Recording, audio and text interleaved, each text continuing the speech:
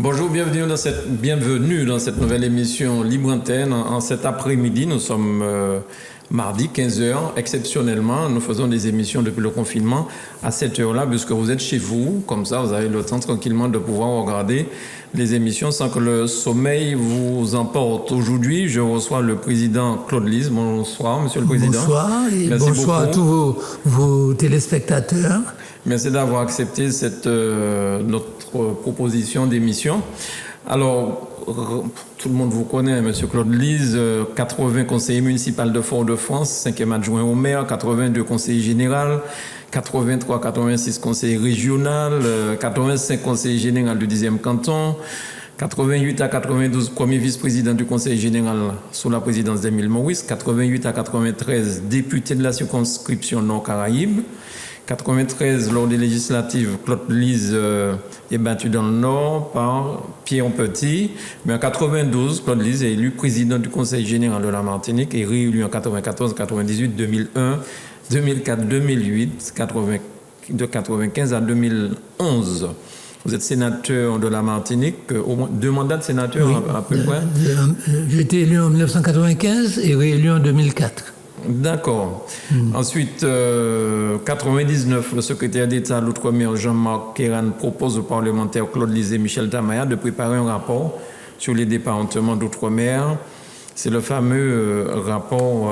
Oui, c'est le rapport qui a introduit le débat et la loi sur la fameuse loi d'orientation pour l'Outre-mer qui comportait des aspects institutionnels, sociaux et économique. C'est en 99. La loi a été votée en 2000. Le rapport qui était un rapport au Premier ministre, je l'ai rendu fin 1980 ou mi-1999.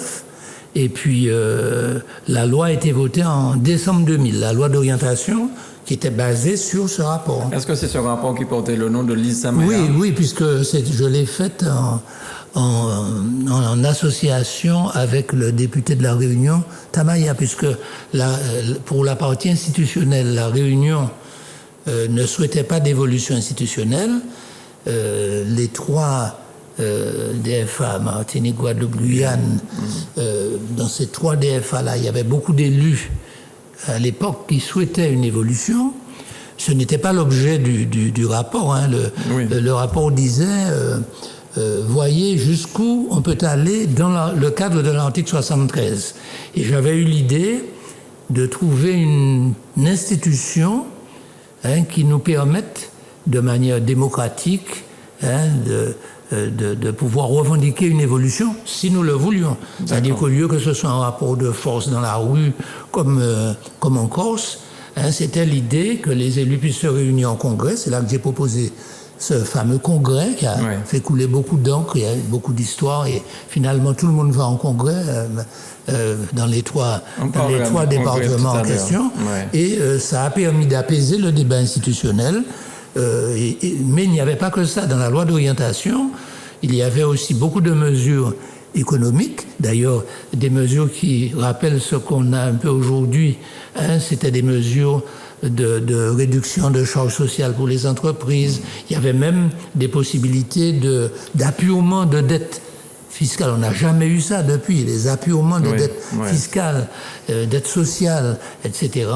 Il y avait également des mesures pour les RMistes, la possibilité de faire des projets initiatives jeunes, etc. Enfin, c'est une loi d'orientation avec beaucoup de mesures qui a créé aussi les offices de l'eau, Outre-mer, présidé par les présidents de conseil général, par les présidents de conseil généraux, des 4 DOM, et puis les conseils départementaux de l'habitat. Enfin, il y a eu énormément de choses. Également, je pense que ça c'est important et on l'oublie, c'est dans cette loi d'orientation que j'ai fait inscrire toute une série de dispositions qui permettent au département d'Outre-mer de faire de la coopération régionale et d'aller très loin dans la coopération jusqu'à pouvoir signer des accords avec des voisins. C'était vraiment une avancée considérable à l'époque, en 2000. Et je dois vous dire que d'ailleurs, toutes ces dispositions que j'avais introduites dans la loi ont été déférées souvent par des parlementaires antillais-guyanais ou réunionnais ont été déférés au Conseil constitutionnel pour qu'on supprime ça, tellement ça paraissait des avancées extraordinaires. Heureusement, tout ça a été validé par le Conseil constitutionnel et on a vu que ça a rendu énormément de services. Alors, mais déjà, c'était bien ce rapport Lise Tamaya qui a été déchiré par Alfred Marie-Jeanne à l'époque. Oui. Ah oui, mais vous savez, bon, lui, il avait fait comme il sait le faire, quelque chose de spectaculaire. Il n'était pas seul, il y avait autour de lui quelques personnes qui aujourd'hui sont dans le Grand Assemblée. Il n'était pas tout seul, il y avait quand même des gens du Palima, etc. à l'époque. Bon, je n'ai pas compris d'ailleurs parce que, en fait, c'était quelque chose qu'ils auraient dû approuver. C'était une avancée. Mais oui, mais à l'époque, ils ont opposé ce qui était une méthode légale pour poser les problèmes d'évolution institutionnelle, pas obliger les gens à évoluer, mais pour poser le problème. Et c'était assorti de l'obligation d'interroger les populations concernées, les citoyens concernés. Et évidemment, à l'époque, c'était aussi quelque chose qui n'était pas permis. Il n'y avait pas la possibilité de faire des référendums locaux. Ce n'est que depuis la réforme de la Constitution en 2003, c'est-à-dire, vous voyez, 3 ans après, la Constitution a évolué là-dessus. Mais nous avions anticipé dans une loi, uniquement pour les évolutions institutionnelles, on pouvait interroger les seuls habitants, les seuls électeurs concernés. Et puis ça a été mis dans la Constitution en 2003. Qui était président de la République à l'époque? Alors c'était Chirac qui était président. Et la ministre de l'Outre-mer, c'était Jospin qui était Premier ministre. Oui. Très bien. Alors, de 2001, à la suite des désaccords... Excusez-moi, c'était, je dis, Jospin Premier ministre au moment où j'ai fait le rapport. D'accord. C'est Lionel Jospin qui m'avait demandé de faire le rapport, mais au moment de la réforme constitutionnelle de 2003, oui, de la loi Girardin. Oui, il y avait eu un changement entre-temps, et Jospin était parti parce que la droite avait gagné les élections législatives. C'est pour que les choses soient claires. Voilà. Donc, à la suite de désaccords avec le PPM et son actuel président Serge Letchimy, Claude Lise quitte son ancien parti. En 2006. En 2006, avec d'autres élus, on ne va pas tous les citer. Le 26 mars 2006, vous créez donc le RDM, le Rassemblement démocratique martiniquais. De 2001 à 2015, le 18 mars, Claude Lise est réélu conseiller général du canton 10 de Fort-de-France au premier tour. Le 23 mars, Claude Lise est réélu pour la 4e fois président du conseil général en obtenant 25 voix contre 17 à Rodolphe Désiré et 2 à Garcin Malsa. Voilà, donc grosso modo, votre parcours politique, résumé très rapidement, mais c'est quand même 40 ans de votre vie. Oui, là, et puis il y a eu Fort-de-France où j'ai été pendant 18 ans l'adjoint d'Aimé Césaire, pendant une mandature de 6 ans. La première mandature, j'étais 5e adjoint, et puis pendant les 12 autres années, j'étais 3e adjoint. D'ailleurs, chargé du personnel, j'ai été le président de la commission du personnel pendant ces 12 ans-là. Donc, pendant 18 ans, j'étais vraiment au cœur du système municipal, mais vous auriez, très proche d'Aimé Césaire. Vous auriez pu être le dauphin d'Aimé Césaire pour être maire de Fort-de-France. Il me l'a proposé. À l'époque, je considérais que j'aurais été plus utile au Parlement, disons, au Parlement et au Conseil général. Pourquoi? Parce que je me disais que ce congrès que je faisais entrer dans nos institutions, il fallait qu'un jour, je ne pensais pas d'ailleurs que ce serait aussitôt, ceux-là même qui avaient déchiré le rapport ont voulu le réunir dès 2001, rappelez-vous. Mais moi, je pensais que ça viendrait plus tard, mais qu'il fallait que je sois là pour un petit peu...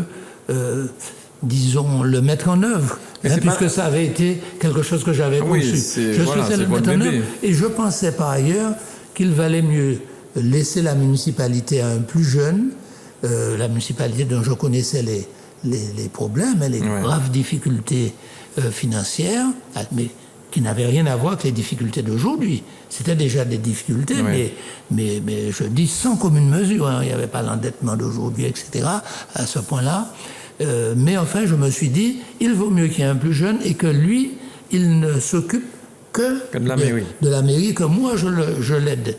depuis le Conseil général. Et c'est le deal que j'avais passé avec Serge Letchimy. Nous avions d'ailleurs signé un accord. Hein. J'ai ce papier, j'ai l'original, qui a été publié à l'époque. Alors on a un petit peu oublié ça. C'était un accord entre nous deux. Et contrairement à l'histoire un peu falsifiée qui est portée par des gens qui n'étaient pas là, surtout par ceux qui n'étaient pas là à l'époque, la véritable histoire, c'est que quand nous sommes allés devant le comité national du PPM, il n'y a pas eu d'affrontement entre nous deux. Il n'y a pas eu un vote de l'un contre l'autre. Oui. Nous sommes arrivés d'ailleurs ensemble, Serge et moi, à l'époque, et nous avons dit aux camarades, alors nous avions chacun des gens, disons que pour ceux qui se rappellent l'histoire de l'époque, il y avait en général le courant d'Arcière qui était contre le fait que je puisse être à la mairie, donc qui préférait évidemment pousser Serge. Et puis il y avait un courant important, nous étions majoritaires, presque des 2/3 à l'époque, qui souhaitait que moi j'aille à la mairie. Et je suis arrivé avec Serge, après avoir rédigé ce papier chez lui d'ailleurs, nous sommes arrivés ensemble, et nous avons soumis ce papier, nous avons dit non, il n'y aura pas d'élection de l'un contre l'autre, nous vous demandons d'approuver ce document qui répartit les tâches. Donc en fait, à l'unanimité, ce document a été ratifié. Alors il y a des gens qui n'étaient pas contents de part et d'autre, mais enfin, puisque les deux hommes étaient d'accord, ça a été ratifié. Et en fait, ça aurait pu être un très bon départ d'une collaboration, enfin, je dis un départ pour une nouvelle collaboration, car Serge Letchimy et moi, nous avions beaucoup collaboré auparavant, autrement. Et malheureusement, comme souvent en politique, une fois qu'il a été élu maire, il n'a pas voulu uniquement être maire, il a voulu être parlementaire, etc. A estimé que je ne l'aidais pas assez depuis le Conseil général, a voulu être président du parti en mettant Césaire à l'honorariat, etc. Enfin, ce sont les problèmes que je résume très vite, puisque tout ça, c'est le passé. C'était si vous voulez, c'est à cause de ça qu'à un moment donné, on s'est retrouvés. D'accord. Mais est-ce qu'aujourd'hui, vous pourriez encore travailler avec Serge Letchimy dans un futur proche? Mais vous savez, je peux travailler avec tout Martiniquais qui veut travailler pour la Martinique dans un esprit où c'est l'intérêt général qui prime. Et même si c'est quelqu'un qui ne m'estime pas, et même si c'est quelqu'un qui m'a fait du tort, moi, vous voyez, je distingue ce qui est de l'ordre de la vie privée de ce qui est de l'ordre de la vie publique. Et dans le domaine de la vie publique, je ne traîne pas des ressentiments, des vieilles rancœurs, etc. Évidemment, je n'oublie rien. Il n'est pas question d'oublier le mal qu'on vous a fait, les critiques quelquefois pénibles que vous avez dû subir. Mais vous voyez, je considère qu'on est élu par une population, on a des devoirs par rapport à cette population et envers cette population, et il faut absolument faire tout ce que l'on peut pour servir cette population-là. Par conséquent, les sentiments que l'on peut avoir ou les ressentiments, il faut savoir les mettre de côté. Donc moi, je n'exclus jamais personne, si vous voulez. Mais ça ne veut pas dire, parce que je m'empresse de vous dire ça, parce que, vous savez, il a suffi que j'émette telle ou telle critique quelquefois au sein de l'Assemblée de Martinique, que tout de suite, parmi les critiques, on dise « Ah ben ça y est, c'est qu'il veut retourner au PPM, etc. » Alors le problème pour moi, c'est pas ni de retourner, ni de faire des... Je n'ai jamais fait d'accord en bas-feuille. Il y a beaucoup d'élus, ça donne des histoires. Moi, je fais tout hors feuille. Vous voyez, quand je suis d'accord, je suis d'accord. Quand je ne suis pas d'accord, je le dis. Il y a des moments où je peux me taire. J'ai passé plus de 2 ans à la CTM, à ne discuter qu'en interne. Vous voyez, beaucoup de gens me l'ont reproché en me disant que je cautionnais. Non, j'étais dans une majorité, très loyalement. J'ai essayé de faire prévaloir et là mes aussi, positions à l'intérieur. Et vous avez signé un accord pour cette histoire de l'Assemblée. Mais il y avait un accord. Ouais. Bon, moi, cet accord n'a pas été respecté. C'est ça. En tout cas, l'accord qu'il y avait avec moi. Et par conséquent, très normalement, j'ai essayé de faire en sorte que les choses fonctionnent au mieux. Alors, d'abord, je suis resté, vous voyez, silencieux à l'extérieur, parce qu'il faut essayer de laver le linge sale en famille, comme on dit. Mais quand il n'y a rien à faire, bon, ben, j'ai commencé.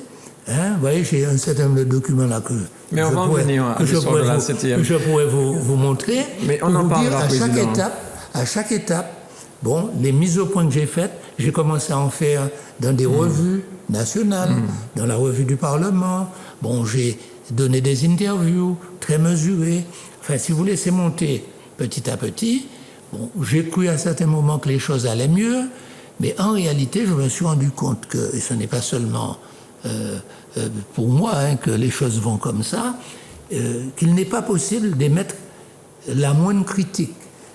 Il n'est pas possible de faire une proposition, même qui va dans le sens d'une amélioration des choses. D'accord. On est devant un système où il faut tout prendre en bloc et ne rien dire. Alors, dès que l'on dit quelque chose, c'est que l'on trahit, c'est que l'on est en train de passer avec l'adversaire, etc. Non, si vous voulez bien, Président, on parlera de la 7e dans un instant, mais il y a une autre proposition que vous avez refusée aussi.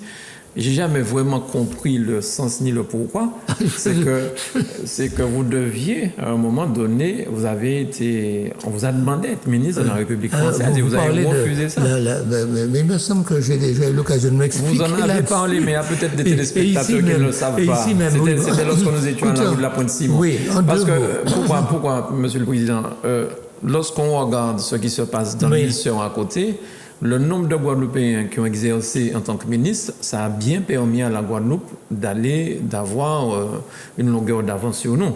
Alors lorsqu'on me dit c'est pas vrai, ça sert à rien, moi je suis désolé. Au Conseil des ministres, vous êtes assis à côté de notre ministre, vous pouvez facilement demander à ce que ça peut développer des relations. Oui. Et pourquoi vous avez refusé? Non, alors vous savez, je vais essayer de vous résumer ça parce que il y a peut-être des gens qui ont déjà entendu ça et ils vont dire que je radote. Hein? Il y a plein de personnes qui ne le savent pas. Non, mais c'est vous qui m'obligez à le faire.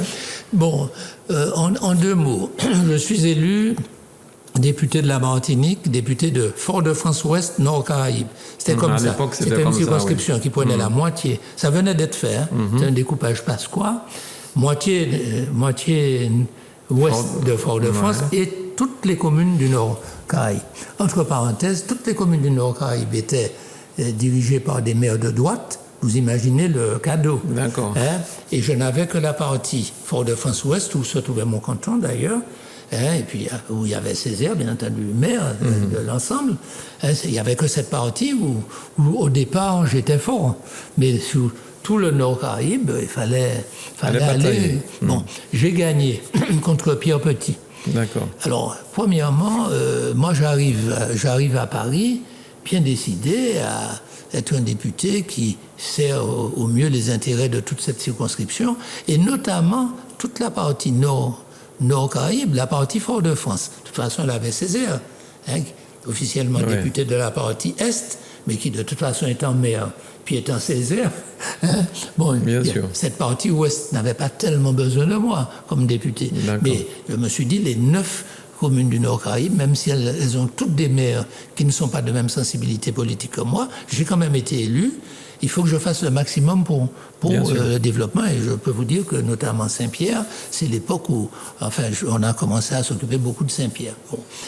Là-dessus, peu de temps après mon arrivée, et vous savez, il y a toujours un gouvernement qui se met en place tout de suite après les présidentielles, et puis après, il y a les législatives, et après les législatives, il y a le gouvernement définitif qui est mis en place. Et donc, Ocard me fait appeler. D'ailleurs, ça se passe la veille, quelqu'un me dit « tu seras appelé ». Moi, je prends pas ça très au sérieux. J'en parle à Césaire. Et Césaire, je lui en parle, il me dit « bon, mais si on te pose la question, il faut peser le pour et le contre ». Enfin bon, c'est tout à fait Césaire. Libre de votre choix. Oui, il me dit, mais je lui dis, mais non, mais ça c'est, on m'a raconté une histoire, je vois pas très bien, je viens d'arriver, etc.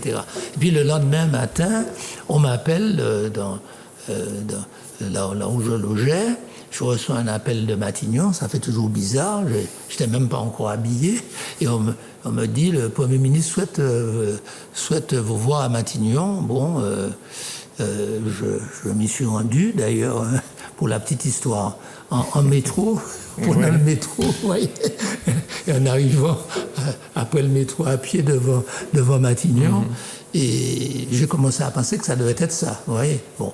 Puis il me reçoit, on se connaissait bien, hein, Michel Rocard, je peux dire, quelqu'un avec qui j'ai des relations amicales depuis longtemps, et il me reçoit, il me dit, tu vois, j'ai beaucoup de difficultés là pour faire mon gouvernement, il me parle de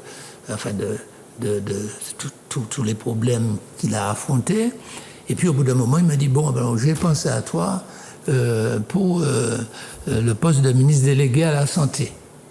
Alors moi, je lui ai dit, ah bon Oui, parce que vous êtes docteur, j'ai oublié de le dire en début, vous êtes un médecin. Alors bon, je lui dis quand même que je suis un peu surpris. Que ça me tombe dessus comme ça. Et moi, je lui dis, bon, ben, écoute, je vais en discuter avec mon parti, parce que bon, moi, j'étais très militant, toujours soucieux de l'action collective. J'ai jamais été dans l'action de promotion individuelle. Alors, il me dit, d'ailleurs, ah, mais non, là, il m'a même sorti cette phrase, il m'a dit, écoute, je ne te propose pas les anciens combattants ou la jeunesse et sport. Alors je lui ai répondu de manière très polie, monsieur, on se tutoie habituellement, monsieur le Premier ministre, je n'ai rien contre les anciens combattants ni contre la jeunesse et sport, mais enfin, il faut que j'en réfère à mon parti. Il a insisté, il m'a dit j'appelle Césaire. Je lui ai dit non, il faut que j'appelle le secrétaire général qui était d'Arcière. Bon, alors il m'a donné 5 heures pour lui donner une réponse. Je suis revenu à mon bureau. Et là, la nouvelle avait déjà circulé. J'ai trouvé les assistants parlementaires qui sablaient le champagne déjà, etc., y compris avec les Guadeloupéens et tout.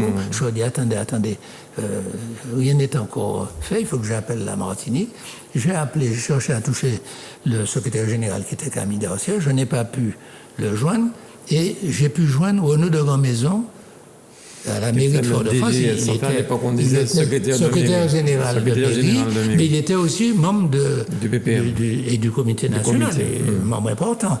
Donc comme je suis arrivé à la voir, je dis écoute, voilà, il m'arrive presque une tuile. Le Premier ministre me propose ça. Écoute, je veux savoir l'avis du parti. C'est un avis que je demande. Je n'ai pas dit que j'allais forcément le suivre, mais je mets en balance. Je viens d'être élu. Est-ce que ça ne va pas m'éloigner de ma circonscription, dont j'ai envie de m'occuper? Bon, est-ce que j'ai le parti derrière moi? Enfin bon, vous voyez, je voulais avoir un avis. D'accord. Sans dire que forcément cet avis serait j'ai pas demandé un ordre, j'ai demandé un avis. Bon. Et il m'a dit, bon, ben écoute, je te rappelle, j'essaie de voir, etc. Et j'ai rappelé environ 4 heures après, c'est-à-dire un moment avant de donner ma réponse, puisque le Premier ministre m'avait donné 5 heures.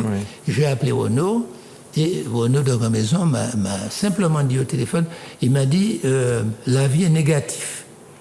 Je lui ai dit, ok, j'ai raccroché, je ne lui ai pas demandé ni pourquoi, ni comment.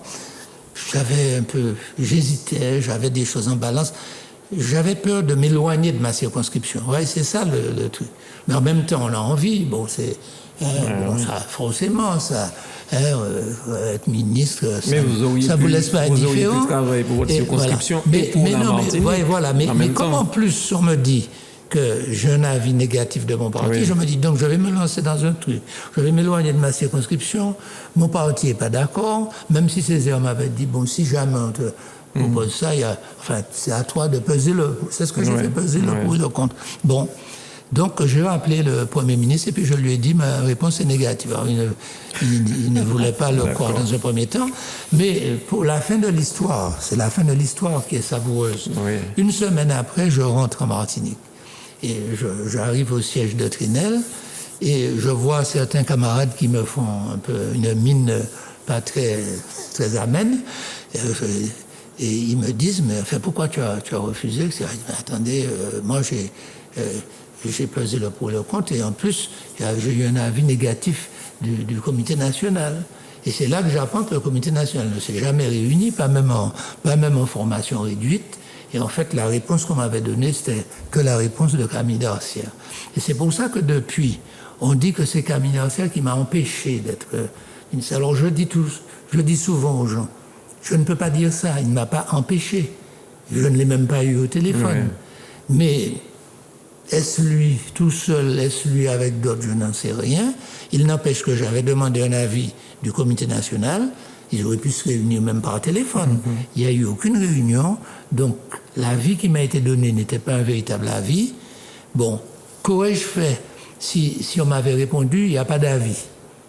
Je ne peux pas vous dire. Hein, je suis incapable de dire ce que j'aurais fait à cette époque-là, mais j'estime qu'on m'a trompé dans la vie.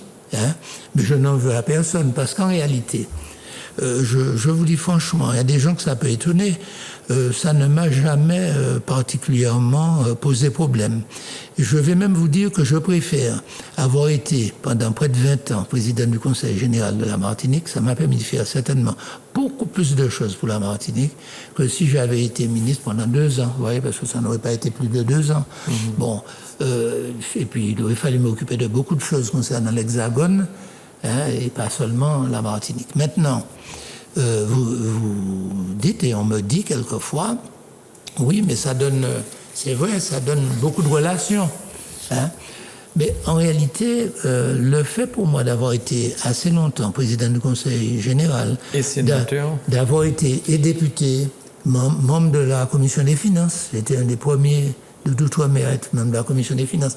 Ensuite, j'ai été pendant 9 ans membre de la Commission des finances du Sénat, etc. Vous savez, j'ai énormément de relations, et sur tous les bancs de l'Assemblée actuellement, même s'il y a des gens qui partent, hein, il y a des anciens qui partent, mais quand je vais à Paris, je peux rencontrer des gens aussi bien à droite qu'à gauche, et beaucoup d'anciens collègues avec lesquels j'ai d'excellentes relations. Bon, j'aurais peut-être eu plus de relations, mais enfin, je ne pense pas que ça a été déterminant. Mais je sais qu'on me reproche beaucoup d'avoir refusé, comme si ce refus expliquait que depuis, on n'ait jamais proposé un poste de ministre à aucun Martiniquais. Non, je pense qu'il y a probablement d'autres raisons, hein, qui font que en Guadeloupe, il y en a eu. Hein, oui, mais Madame Michaud-Chevouille, sa fille, Victorine Lurel, enfin bon. Vous savez, les Martiniquais ont eu, en général, la réputation d'avoir plus tendance à contester un pouvoir en place, surtout la gauche martiniquaise. Vous voyez, et comme la gauche a été pas mal de postes de responsabilité, 14 ans de présidence de Mitterrand. À partir des années 80.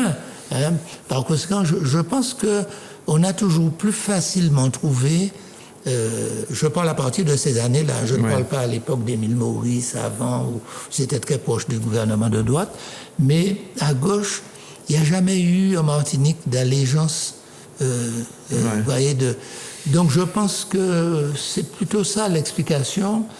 Alors qu'on voit, écoutez, regardez maintenant, hein, vous vous rendez compte, le président Macron, il cherche désespérément à avoir des correspondants de poids, et il a très peu d'élus qui se déclarent officiellement, et pas parmi les élus majeurs, hein, alors que vous regardez à La Réunion, en Guyane, en Guadeloupe.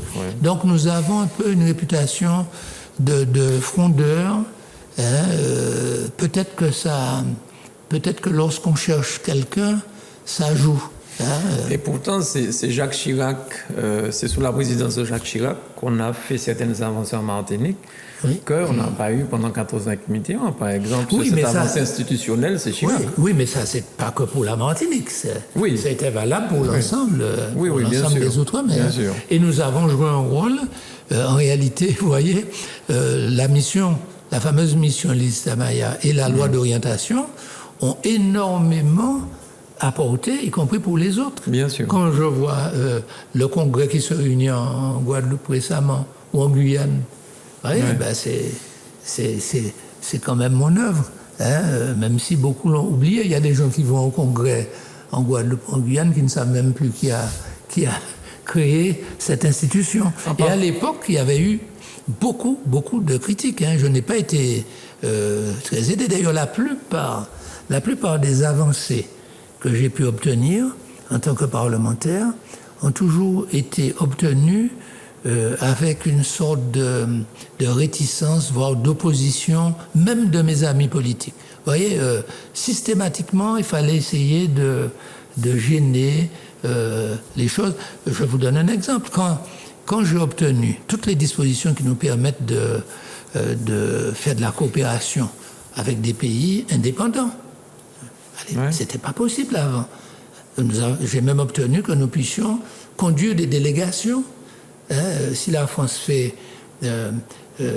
entreprend une négociation dans la zone au sens très large, mettons, je ne sais pas moi, qu'elle fait une négociation avec le Venezuela, les dispositions de la loi d'orientation permettent que le président du conseil général ou le président du conseil régional, donc ça peut être maintenant le président du conseil exécutif de la CTM, peut conduire une délégation. Nous sommes obligatoirement interrogés pour avis si le sujet peut nous concerner, etc. Nous pouvons signer des accords. J'ai eu l'occasion de signer des accords avec Sainte-Lucie à l'époque pour des transferts de savoir-faire, de technologie en matière d'irrigation, par exemple, etc. Bon, donc si vous voulez, il y a eu des choses quand même importantes dans ce domaine-là, mais je me rappelle que lorsque j'ai obtenu, par exemple, que nous puissions participer à des organismes internationaux. Donc le texte au départ disait que ça pouvait être le président du conseil général ou le président du conseil régional. Camille Dancière, qui était député, quand le texte est arrivé à l'Assemblée nationale, il a estimé que ça ne pouvait pas être les deux. Et il a eu ce mot qui peut paraître évidemment tout à fait juste. Il a dit on ne peut pas être deux dans un même fauteuil. Mais il ne s'agissait pas de présider l'AEC ou le CARICOM, etc. Il s'agissait de pouvoir aller à des commissions. Donc on n'est même pas assez nombreux pour pouvoir aller dans toutes les commissions. Mais à cause de ça, l'Assemblée nationale l'ayant suivi, par la suite, il n'y avait que les régions qui pouvaient envoyer un représentant dans ces organismes internationaux. Donc on s'est limité nous-mêmes. Et pour le Congrès, je vous ajoute ça, parce que pour le Congrès, de temps en temps, j'entends des gens qui me disent pourquoi on ne réunit pas le Congrès pour débattre de grands sujets. Il n'y a pas longtemps, quelqu'un m'a dit pourquoi on ne peut pas réunir le Congrès pour débattre des problèmes de l'eau, par exemple, à la Martinique. Bon. Oui, au départ, c'est ce que j'avais prévu. Ce n'était pas uniquement l'institutionnel.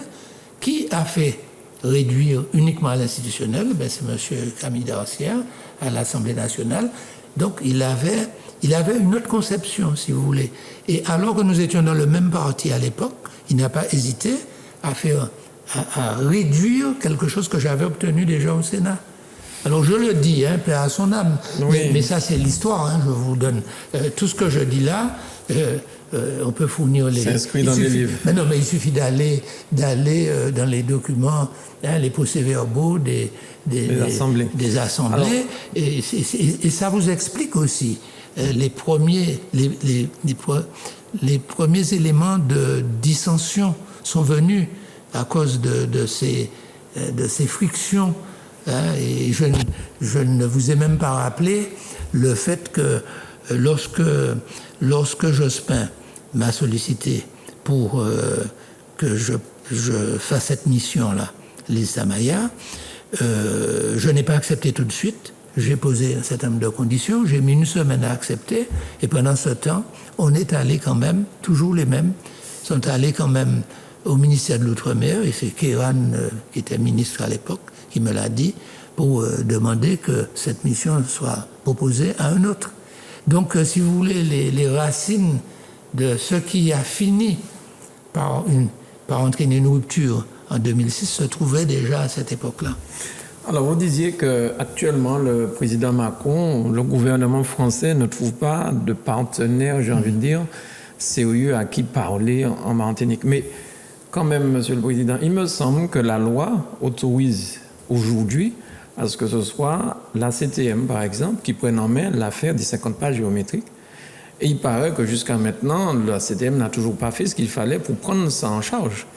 Alors, pourtant, c'était quelque chose qu'on réclamait. On voulait la possibilité de plus de responsabilité, en fait. Et aujourd'hui, on voit ce qui se passe sur les 50 pas.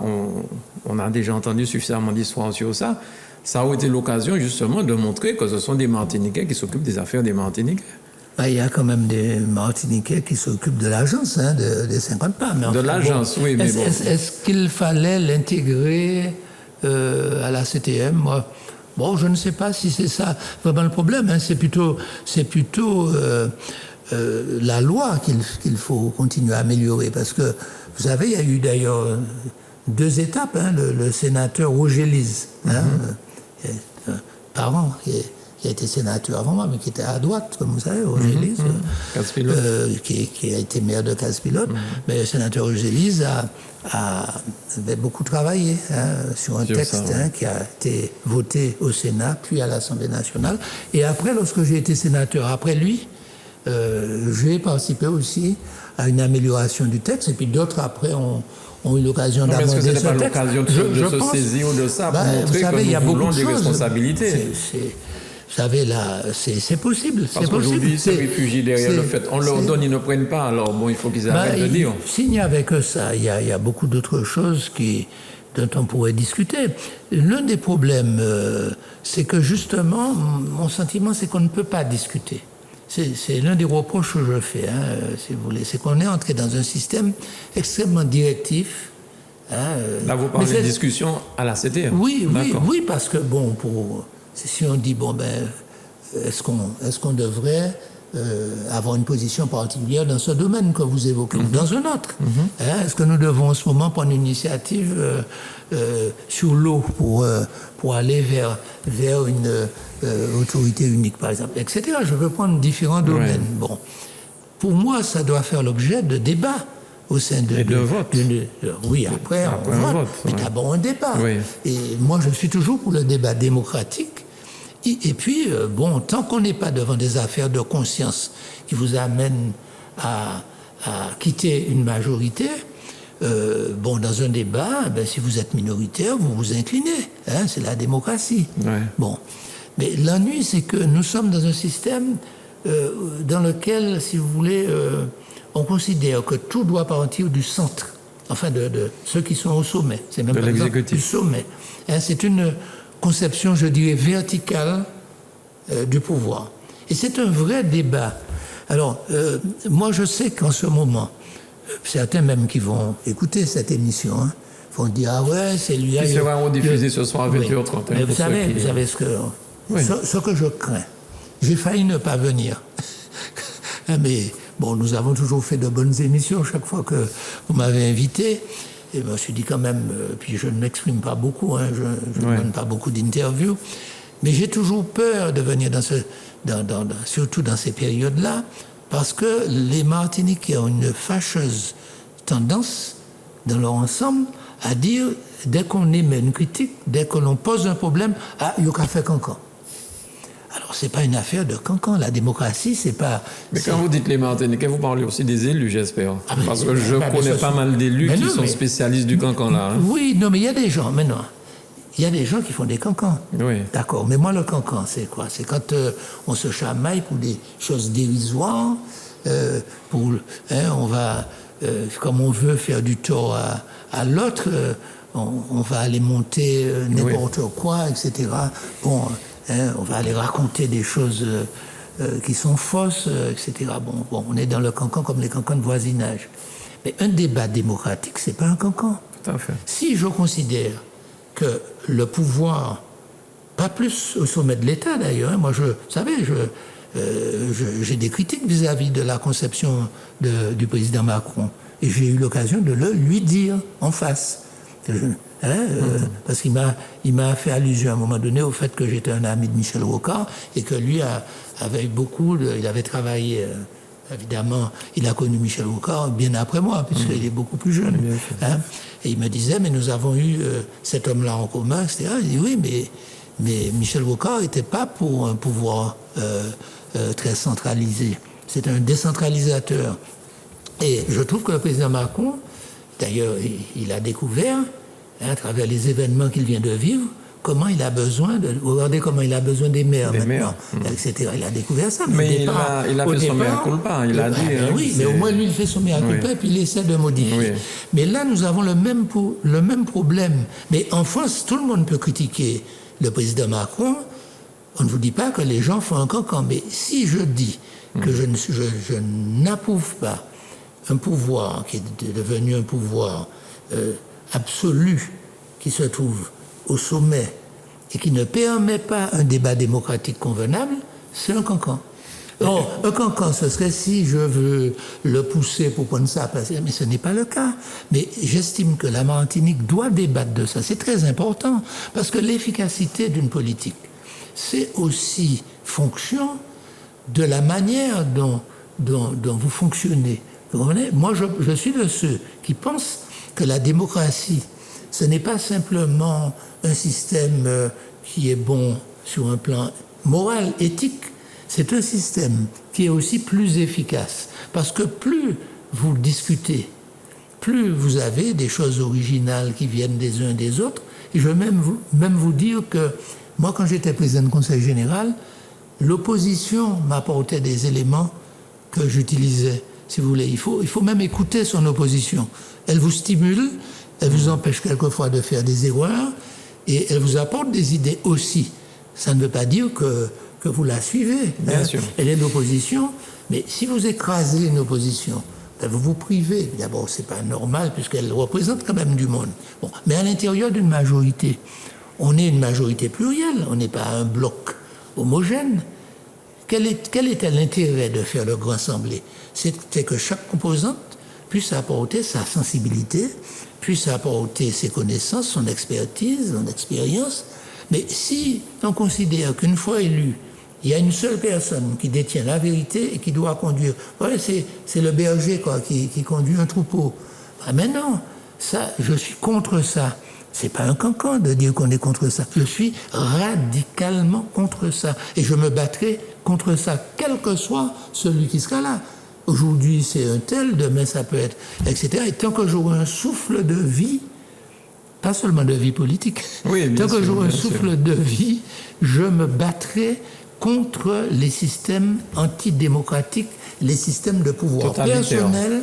Mais oui, parce que, bon, je considère, ça c'est mes convictions philosophiques, politiques profondes, que chacun doit pouvoir s'exprimer dans un cadre démocratique, mais au-delà, même ceux qui ne croient pas, pour ces raisons-là, à l'intérêt de la démocratie, ils doivent au moins se rendre compte que ce sont les systèmes démocratiques qui permettent le plus d'efficacité. Je suis persuadé qu'aujourd'hui, vous voyez, à la CTM, nous serions plus efficaces. Alors je ne vais pas vous dire que ce qu'on fait est mauvais. Il y a beaucoup de choses qu'on fait très bien, mais il y a d'ailleurs des choses bien qu'on a faites récemment pour aider les entreprises, par exemple dans le cadre du Covid, de cette épidémie, eh bien, qu'on a prise parce que nous avons un petit peu forcé, avec Yann Monplaisir, qui préside la commission des affaires économiques, qui depuis le début de l'épidémie a décidé d'élargir sa commission.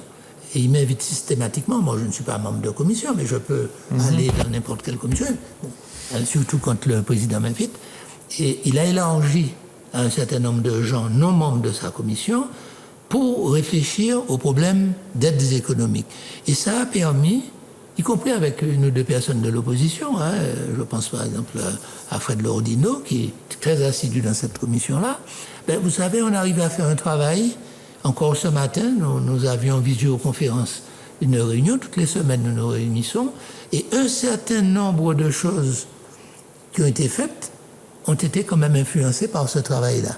Voyez ? Mais ça, nous aurions pu, à longueur d'année et dans toutes sortes de commissions, nous aurions pu enrichir le travail. Nous aurions pu faire en pour sorte... lequel le peuple a voté. Mais bien sûr, c'est pas, on l'aurait rendu faut pas plus oublier efficace. cette partie-là, oui, justement. mais bien sûr. Alors, juste mais voyez que par conséquent, le problème n'est pas de vouloir écarter un homme. C'est pas dire on ne veut pas que le président actuel soit président du conseil exécutif, on veut réduire ses pouvoirs, etc. Non, mais il doit accepter d'être contrôlé, parce que c'est la loi. L'Assemblée est chargée du contrôle, mais elle n'en a pas les moyens. Alors, c'est ce que je voulais vous demander. Deuxièmement, il devrait s'enrichir de l'Assemblée.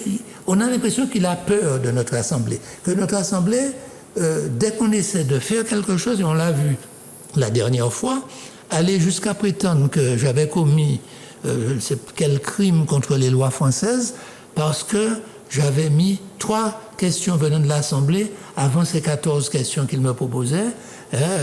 C'était une affaire d'État, alors que toutes les questions pouvaient passer, que j'avais mis ces 3 questions en tête parce que j'avais invité le préfet, ce que la loi me permet de faire, et des médecins martiniquais pour parler du problème du déconfinement, et les 3 commissions devaient intervenir sur ce sujet. Donc la logique, c'était de faire ça. Mais vous voyez, même ça a été considéré comme insupportable, intolérable, jusqu'à me faire... devant les tribunaux. Non, mais devant un préfet. Vous imaginez ce que ça veut dire, un indépendantiste qui attaque un élu, en plus un responsable, président. De sa propre majorité, président de l'Assemblée, devant le préfet, qu'habituellement il est censé considérer comme mis là par le colonialisme, etc.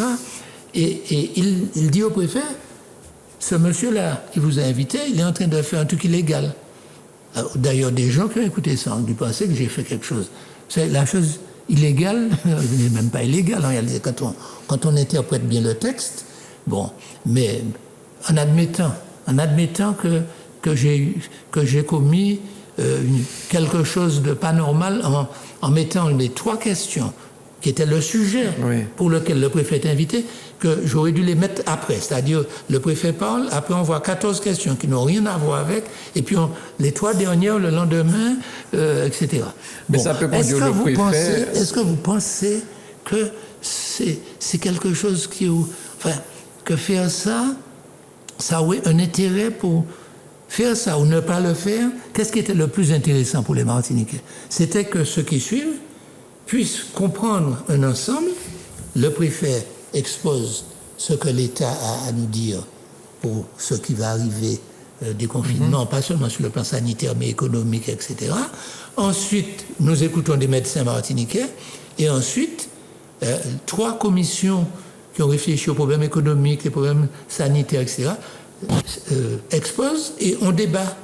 Alors, c'était ça la logique. Vous voyez, non, ça a été considéré comme quelque chose de tellement insupportable que le président Marie-Jeanne ne s'est même pas rendu compte qu'il commettait quelque chose qui restera comme une tâche terrible. Tu vois, qu'un indépendantiste est devant un préfet, dit attention, ce monsieur-là est en train de faire quelque chose d'illégal. Mais vous risquez d'avoir... on risque de faire une enquête. Peut-être que le préfet va diligenter une enquête. Le préfet ne va faire... Mais non, le préfet va pas se faire ridiculiser, franchement, entre nous, puisque, le préfet sait très bien que c'est pas cette interprétation-là du texte, mais j'ai le texte là, je vais pas faire perdre du temps. Non, mais c'est pas perdre du temps. Mais en plus, si vous voulez, en admettant qu'ils ont la bonne interprétation du texte, si j'avais voulu, il y a un article qui est là, l'article, je vais vous dire, qui est un article, voilà, le 7222-10, qui dit que l'Assemblée peut être réunie à la demande du président du Conseil exécutif, ou du tiers de ses membres, c'est-à-dire 17 membres, sur un sujet déterminé pour une durée de maximum de 2 jours. Donc il suffit que 17 personnes le demandent. Or, cette séance avait été voulue par beaucoup d'élus qui souhaitaient qu'on ait une réunion sur le problème du déconfinement. Bon, donc si moi j'avais pu penser qu'on était dans du conflictuel, j'aurais utilisé ça. 17 personnes, vous dites? 17 personnes. L'opposition, déjà, c'est 18 personnes. Donc même voilà. Eux, ils peuvent lancer ça. L'opposition, elle seule, aurait pu me demander, je suis obligé de faire cette réunion. Deuxièmement, depuis qu'on est en crise sanitaire, il y a une ordonnance du 1er avril qui permet la même chose avec seulement 11 élus pour une journée, sur un ordre du jour déterminé. C'est-à-dire que, en fait, si moi j'étais dans l'état d'esprit, je ne veux pas collaborer avec le président de l'exécutif, la loi dit que je peux, c'est normalement moi qui convoque, c'est moi qui arrête l'ordre du jour. C'est écrit. C'est le président de l'Assemblée fixe l'ordre du jour. Simplement, on dit que je dois donner une priorité aux questions du président du Conseil exécutif. Mais la priorité, je lui ai donnée là, puisque je n'ai refusé aucune de ces questions. Même certaines qui sont arrivées hors délai, je les ai acceptées. Donc, il a eu priorité. Ensuite, je les ai mises dans l'ordre. Les 14 étaient dans l'ordre dans lequel on me les avait soumises. Oui. Simplement, nous avons mis 3 questions avant parce que c'était des questions qui concernaient le sujet pour lequel nous avions un invité. Mais, vous voyez, si j'étais dans l'état d'esprit conflictuel, je me basais sur l'article que je viens de vous lire, L7222-10, et je convoquais, ou alors sur la disposition qui est permise maintenant par une ordonnance. Il me suffisait de 11 élus, vous vous rendez compte? Et puis, mais il y a encore plus simple.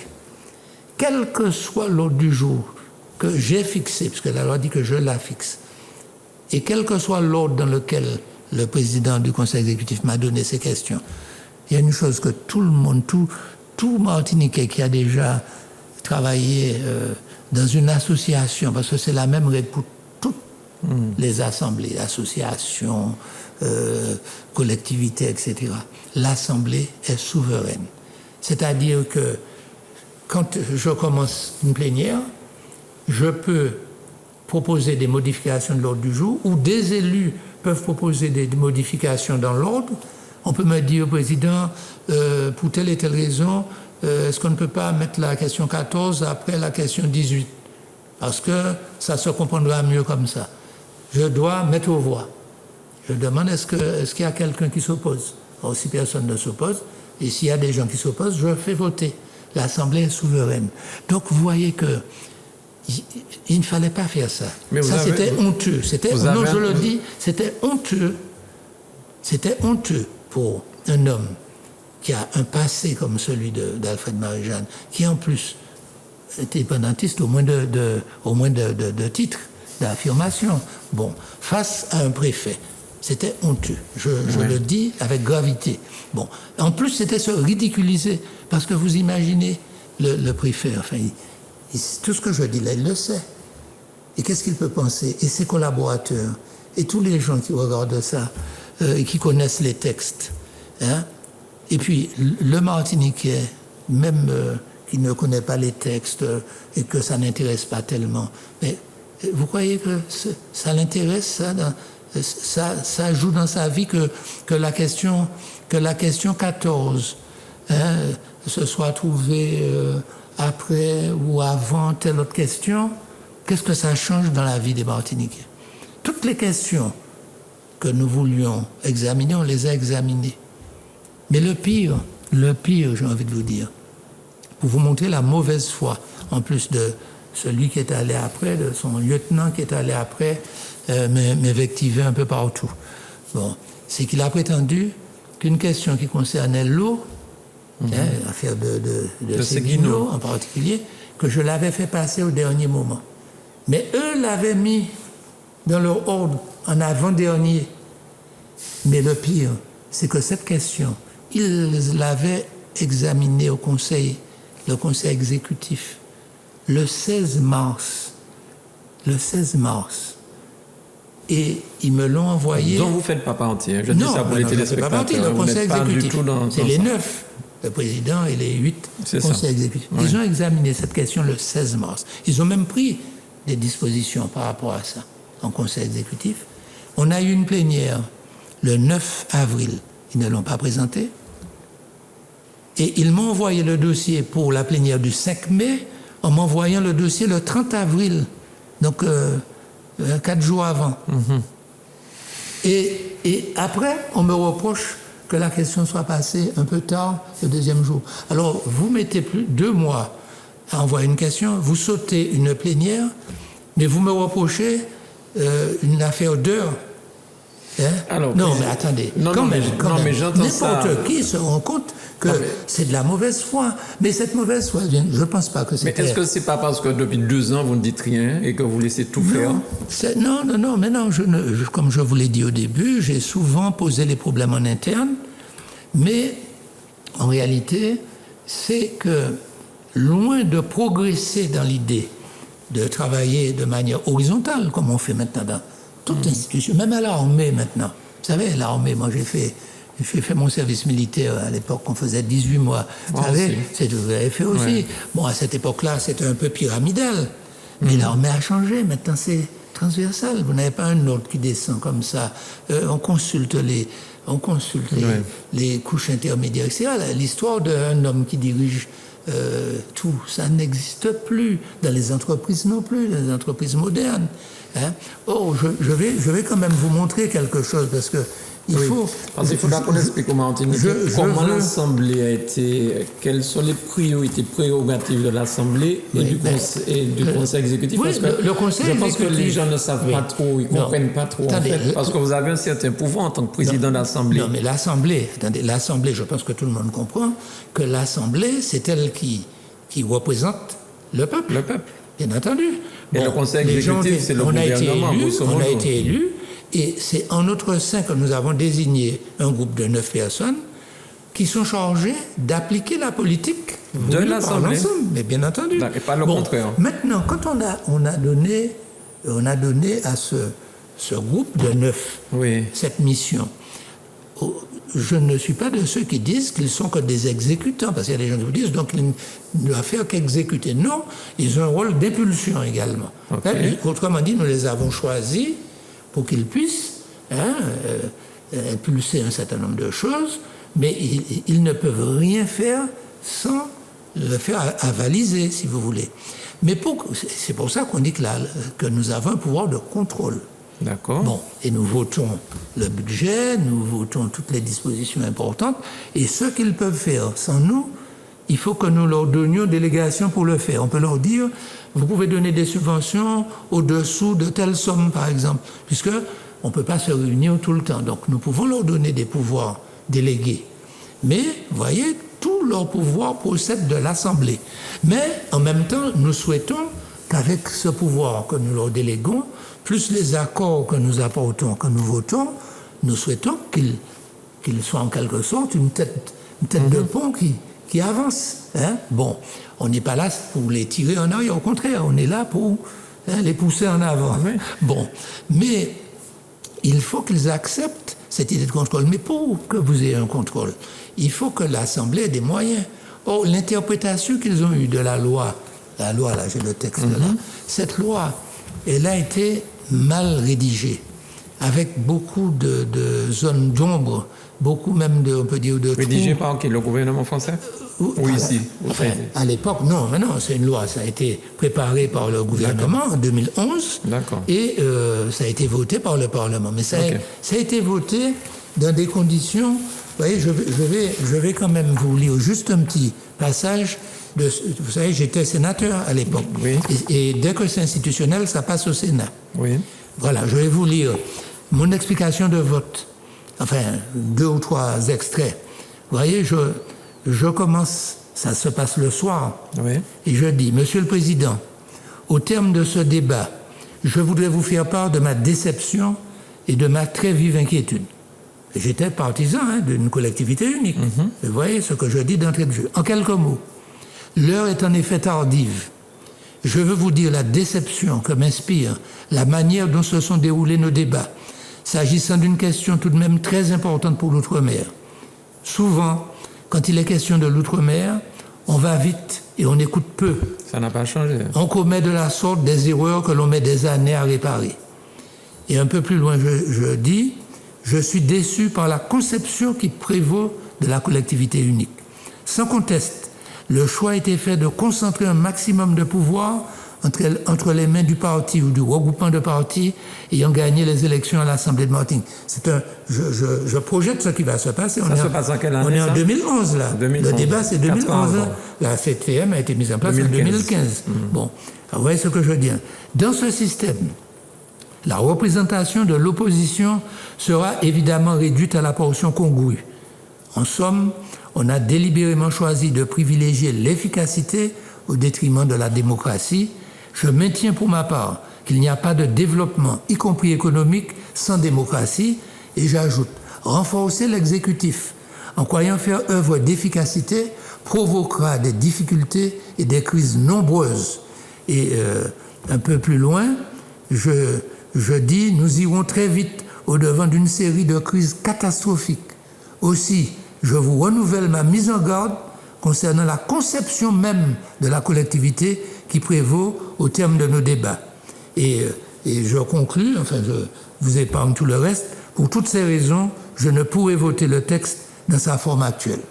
Voilà. Mais donc vous voyez que j'avais prévu dès le départ les dangers. Hein? Président, ce que vous m'avez dit juste avant de lire ce texte-là, ça me laisse entendre que c'est vous qui détenez le pouvoir quelque part, hein, puisque c'est l'Assemblée, je dis vous, l'Assemblée. Bien oui, l'Assemblée. Mais vous voyez, il ne faut pas voir ça en termes de... Parce que quand les gens entendent pouvoir, on a toujours l'impression que c'est quelque chose qu'on possède. Mais moi, je vois ça en termes de responsabilité. Est-ce que vous avez une administration qui vous entoure? Mais attendez, vous savez... Non, je vous pose la question. Tout le monde va comprendre très vite. Il y a à peu près 2000, aujourd'hui il doit rester 2200. On était à 2400, il doit rester 2200 agents en tout. À la CTR. À la CTR. J'ai en tout et pour tout une dizaine de personnes, en tout et pour tout. Et sur la dizaine de personnes, j'ai essentiellement des agents de base, quoi, si vous voulez. Je n'ai en ce moment, au début j'avais 3 cadres A, il m'en reste 2. Donc j'ai 2 cadres A, dont une directrice de cabinet et un autre cadre qui a le grade d'attaché principal. J'avais un cadre B qui était en congé maladie de longue durée, non remplacé. Et donc, et puis j'ai des secrétaires. J'ai 3 secrétaires. Pour faire donc, fonctionner l'Assemblée, vous avez besoin d'une administration. Attendez. Vous savez que nous avons un système qui est très proche de celui de la Corse. Mon homologue s'appelle Talamoni, je le connais bien. Il est président de l'Assemblée de Corse. Le système est très proche. Il a au moins 27 cadres A. Il a 3 services, dont le service des délibérations. Car moi, je dois signer les délibérations. Quand on prend des délibérations en plénière, alors vous voyez, quand je dis ça, M. Marissen dit, il pleure, il paraît que je pleure. Vous voyez, toi, on dit que quand vous défendez la démocratie, vous pleurez. Moi, je ne sais pas ce qu'il fait, hein. Je préfère ne pas qualifier ce qu'il fait sur les réseaux sociaux. Hein. Ça, c'est le cancan. Ça, c'est du cancan. Parce que si on n'est pas d'accord, on dit, moi, je suis contre la démocratie. Et la démocratie, c'est un certain nombre de contraintes qu'il faut accepter. Voyez. Et vous disiez sur la cause, donc... la cause, je vous dis, par exemple, les délibérations. Le président Talamoni, président de l'Assemblée de Corse, il a le service juridique qui fait les délibérations. Comment voulez-vous qu'on ait pu prévoir que moi je signe? Alors on m'amène des documents puis je les signe. Et ça engage ma responsabilité. Donc aujourd'hui, c'est le service qui s'occupe des délibérations. Il est à Plateau-Roi et on m'amène des parapheurs avec les délibérations toutes faites. Et vous êtes à l'ex-conseil général? Oui, mais moi mon problème c'est que ça engage ma responsabilité. Donc il faut que je lise toutes les délibérations. Et si je ne suis pas d'accord avec un élément de fond ou de forme, il faut que je demande des modifications. Donc c'est beaucoup plus... Ça aurait été plus logique que je travaille à ça dès le départ avec les services. Au moins, j'ai demandé par courrier un juriste. Bon, j'ai d'ailleurs le courrier là, bon, je ne vais pas vous faire perdre du temps, mais je n'ai jamais eu un juriste pour m'accompagner. Donc j'ai heureusement une directrice de cabinet qui a une grosse expérience, y compris juridique. Donc, on se débrouille. Ça veut dire que moi, je fonctionne en grande partie comme un administratif je ne suis pas juriste, mais enfin, vous avez vous-même déroulé tout ce que j'ai fait. Donc, enfin, bon, il y a des domaines dans lesquels j'ai une petite teinture juridique qui me sert, et donc je dois faire très attention. Vous voyez ? Et c'est ça le système. Que vous présidez. Donc je n'ai même pas le secrétariat de l'Assemblée. Je préside. Quand je vais en plénière, le secrétariat, les gens qui préparent vous comprenez, l'organisation de la plénière ne dépendent pas de moi. Je n'ai même pas ça. C'est-à-dire que c'est une conception qui veut... Vous savez, peu de temps après notre élection, le président Marie-Jeanne a eu l'occasion, une fois sur sa radio, de dire, parce que déjà, je me plaignais de manque de moyens, il a dit qu'il fallait que je comprenne que je n'étais là que pour distribuer la parole. C'est ça sa conception du président de l'Assemblée. Alors à ce moment-là, on ne voit pas très bien pourquoi on a voulu ce système. Mais ce que je voulais vous dire, vous voyez, nous avons été élus le fin 2015, en décembre 2015. Et nous avons pris, on peut dire, nos fonctions à partir de 1er janvier 2016. Nous sommes d'accord. Bon. Eh bien, vous voyez, le 4 janvier 2016, j'ai eu un tête-à-tête, le 4 janvier 2016, un tête-à-tête avec Alfred Marie-Jeanne. J'ai là un petit peu tous les éléments de cet entretien. Mais déjà, je lui expliquais qu'il fallait voir les choses autrement, qu'il fallait me donner des moyens. Ça n'a rien donné. Le 14 mars 2016, donc 3 mois après notre installation, j'ai une réunion avec lui et avec Yann Monplaisir. Nous avons une réunion à 3. Et je vous donne le début de l'exposé que je fais. Je dis, cela fait pas mal de temps, nous sommes en mars, hein, il y a 3 mois qu'on est là, cela fait pas mal de temps que je souhaite avoir un moment d'échange avec toi qui puisse nous permettre de faire le point sur nos 3 premiers mois de fonctionnement. La dernière fois que nous nous sommes vus remonte à il y a 2 mois à l'habitation Clément, lors d'une manifestation. Et le dernier tête-à-tête que nous avons eu remonte à 2 mois et demi, c'était le 4 janvier 2016. J'ai tenu à ce que Yann soit présent, pour que ça prenne le caractère d'une réunion politique entre les 3 responsables des 3 grands courants politiques qui constituent notre rassemblement. Et je lui dis tout ce qui ne va pas, etc., etc. Ensuite, vous voyez, on passe à l'année suivante, le 22 mai. Est-ce qu'il vous entend? Qu'est-ce qu'il vous répond à ça? Non, mais il nous a écoutés sans plus. Et ensuite, le 22 mai 2016, j'ai eu l'occasion de lui faire un courrier, voilà. 22 mai 2016, vous voyez, je vous montre ce courrier, vous le voyez là. Je vous donne juste un extrait de mon courrier du 22 mai 2016. Ça fait donc 1 an, pas tout à fait 1 an et demi que nous sommes là. Monsieur le Président et cher ami, j'ai bien reçu ton courrier, etc. Je veux d'emblée te dire mon sentiment. Au bout de 5 mois d'exercice, que notre esprit rassemblé s'est quelque peu émoussé, et pas seulement à cause des difficultés. Non, c'est 2016, hein. Oui. Je disais, non, c'est 2016. Oui. Nous sommes le 22 mai 2016. Donc, 2016, donc nous sommes à quelques mois. Quelques mois, oui. C'est pour ça que je dis, je veux te dire, mon sentiment, au bout de 5 mois d'exercice, ça fait 5 mois qu'on est là maintenant, que notre esprit rassemblé s'est quelque peu émoussé. Et pas seulement à cause de des difficultés que nous avons dû affronter pratiquement toujours dans l'urgence, nous travaillons chacun de notre côté et très peu ensemble. Nous avions pourtant porté ensemble pendant la campagne électorale un projet partagé. Et c'est la qualité de ce partenariat qui avait le plus séduit nos militants et par la suite les électeurs. Donc, vous voyez, je vois un petit peu plus loin, deuxième page de mon courrier, je lui dis, ce qui importe, c'est que nous partagions la même conception de nos rôles respectifs. Je n'ai pour ma part d'autre ambition que de pouvoir agir avec efficacité et en toute loyauté dans l'exercice des responsabilités qui sont les miennes, sans la moindre velléité d'empiéter sur la fonction éminente d'exécutif que tu occupes. Voilà ce que je lui dis. Et je dis un peu plus loin, je suis prêt sur ces différents points à échanger de nouveau avec toi et à ta convenance.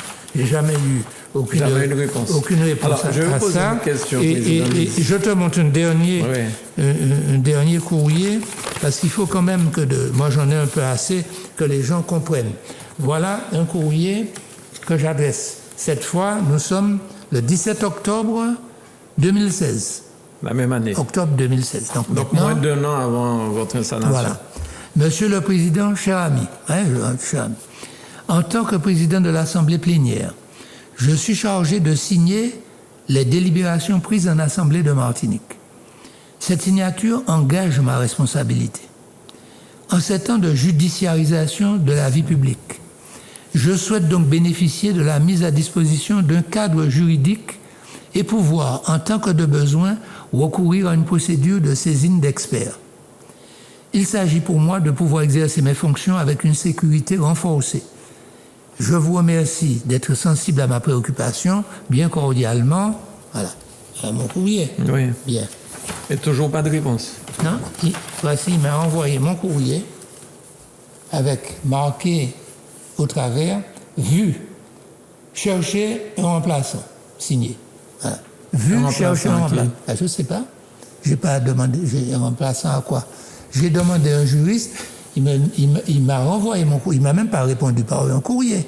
Il m'a envoyé mon courrier, vu, chercher un remplaçant, voilà le tampon, et voilà sa signature. C'est mon courrier. Hein. Voilà. Donc, je pense que ça vous en dit long. Mais j'ai d'autres courriers, mais enfin, je ne vais pas vous embêter avec ça. Mais enfin, j'ai tenu à vous montrer, parce que moi, j'aime bien, quand je dis des choses, j'ai toujours les éléments de preuve. Alors, une seconde. Ce que je voudrais vous demander, est-ce que ça tient à la personne d'Alfred Marie-Jeanne ou si c'était quelqu'un d'autre qui exerçait ce pouvoir de président du conseil exécutif, il aurait eu les mêmes prérogatives, aurait agi de la même manière, à votre avis? Alors, vous savez, je ne vais jamais parler de la personne de quelqu'un. Hein, c'est un principe. Hein. Bon, moi, je ne veux pas entrer dans ce qu'est la personnalité. Je n'en pense pas moins. Mais enfin, je n'ai pas à faire d'analyse publique de la personnalité de qui que ce soit.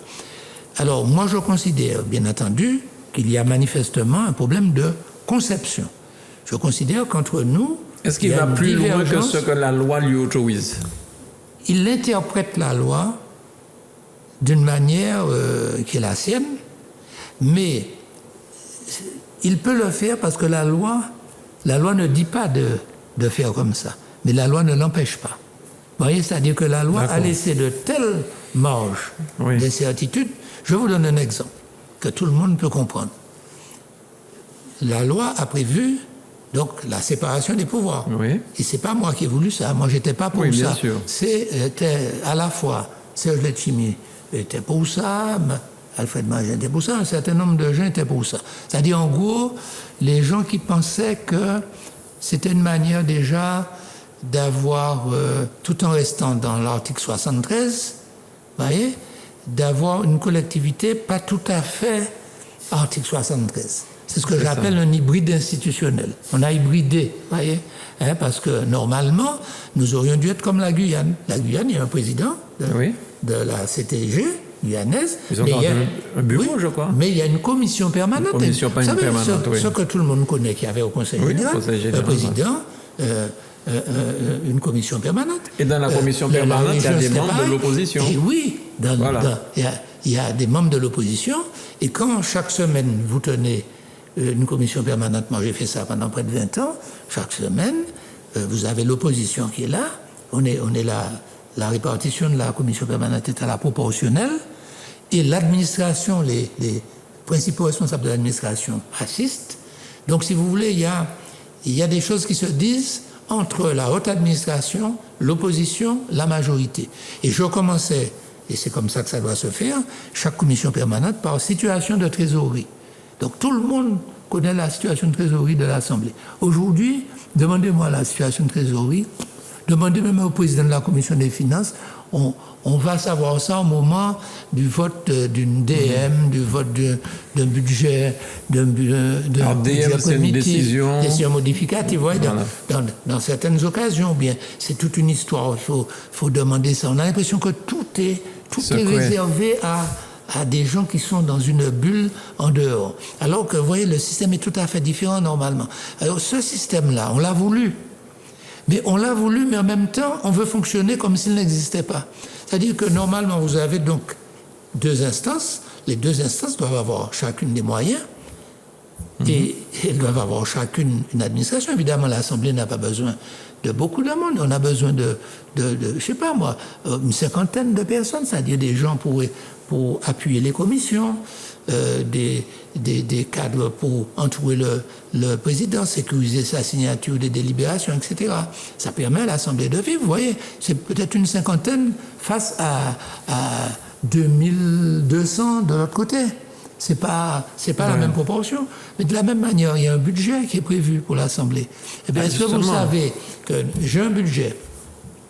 Alors, comme c'est la loi, effectivement, il y a un budget qui est inscrit. Vous savez, le budget de la CTM est de 1 milliard 100 et quelques millions. Hein. Au début, il était de 1 milliard 200 millions, maintenant c'est 1 milliard 100 et quelques. Bon. Sur 1 milliard 100 et quelques, le budget de l'Assemblée, c'est 120 000 euros. 120 000 euros. Je ne sais pas si vous voyez ce que ça représente presque rien. Ouais. C'est vraiment. Sur 1 milliard, c'est l'équivalent de ce qu'on donne en subvention à une association. Mais vous croyez que j'ai la possibilité d'émarger à ce budget? Non.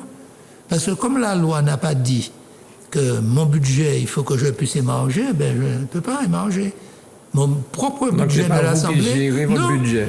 Et quand, exemple, l'année dernière, j'ai demandé au président du Conseil exécutif, avant le vote du budget, de bien vouloir me faire tenir un compte de ce qu'on a fait avec le budget de l'Assemblée. Là, il m'a répondu, vous avez consommé 40% de votre budget. Voilà la réponse que j'ai eue. Je sais pas, j'ai consommé 40% en faisant quoi? Je ne sais pas. Puisque, autrement dit, je n'ai pas la maîtrise de mon propre budget. Et je n'ai pas d'administration non plus. J'ai trop appelé. Comment voulez-vous, avec ça, faire un contrôle? Comment voulez-vous animer le travail d'une assemblée? Alors, on fait quand même, mais on fait entre élus. Il y a des commissions, vous voyez, les commissions se débrouillent. Alors, de temps en temps, on finit par, à force de demander, on veut bien nous envoyer un administratif ou deux qui vont venir, par exemple, à la commission des affaires économiques ou à la commission des finances. Bon, forcément, ils vont venir pour exposer. Mais quand ils viennent, c'est pour exposer des choses. C'est pas pour aider la commission à faire. Vous voyez, d'un conseil général au conseil régional, j'ai toujours connu des commissions qui travaillaient avec l'aide d'administratifs pour faire monter des propositions. Vous ne pouvez pas demander à des élus de se débrouiller tout seuls. Il y en a qui peuvent le faire, d'autres pas, puis qui n'ont pas le temps, parce que tout le monde n'est pas à temps plein, vous voyez. Donc, au fond, la loi institue une séparation de pouvoir, donc aussi de moyens, même si les moyens ne sont pas forcément des moyens équivalents, mais il faut des moyens à due proportion des responsabilités que l'on a. Mais en fait, on considère du côté de l'exécutif que nous n'avons, en fait, que nous sommes là simplement pour nous réunir et puis dire avis favorable, et puis voilà, c'est tout. Et c'est si vrai que, par exemple, je vous l'ai dit, quand je me plains de ça, on fait comme si je pleure après quelque chose. Vous voyez que j'ai besoin de quelque chose à titre personnel. Hein, quand M. Marissen dit que je pleure. Non, je critique un fonctionnement parce que je crois à la démocratie et que j'ai peur que demain, la Martinique sombre dans des systèmes. Parce que si on laisse ça continuer comme ça, alors vous m'avez demandé, est-ce que une autre personne va forcément faire autrement? Alors moi, je n'en sais rien. Vous savez, j'en ai tant vu en politique que maintenant, je me méfie de tous et de tout le monde. Je ne sais pas. Est-ce qu'il y a un moyen de modifier tout ce qui ne va pas? Est-ce que la loi permet de faire... Bien sûr, une loi est toujours susceptible d'être modifiée. Même les lois organiques, et c'est pas une loi, c'est une loi qui est simple. Oui. Donc elle peut être amendée, on peut la changer. On peut aussi l'amender. Mais qui peut demander un changement? Les parlementaires. Ou l'amender? Moi, je vous avoue que je ne comprends pas que ça fait 5 ans que nous sommes là, je ne comprends pas qu'aucun, d'ailleurs le président de la République, il y a au moins à 3 reprises, je lui ai posé la question de cette situation, qu'il fallait quand même modifier la loi. Et chaque fois, il m'a dit, mais vos parlementaires ne l'ont pas demandé. Et c'est vrai qu'il n'y a jamais eu, jusqu'à présent, de demande, même si j'entends que tout le monde critique. Bon. La plupart des parlementaires, je les ai entendus critiquer le texte, mais personne n'a vraiment jusqu'à présent, amender le texte. Et ça m'inquiète pour l'avenir. Parce que, je vais vous dire une chose, le pouvoir, c'est comme une maladie. Il y a des gens qui l'attrapent comme une maladie, si vous voulez. Hein? Et ça peut vous amener très loin. Donc, bien sûr, il y a des gens qui arrivent déjà malades. Ils deviennent très malades avec le pouvoir.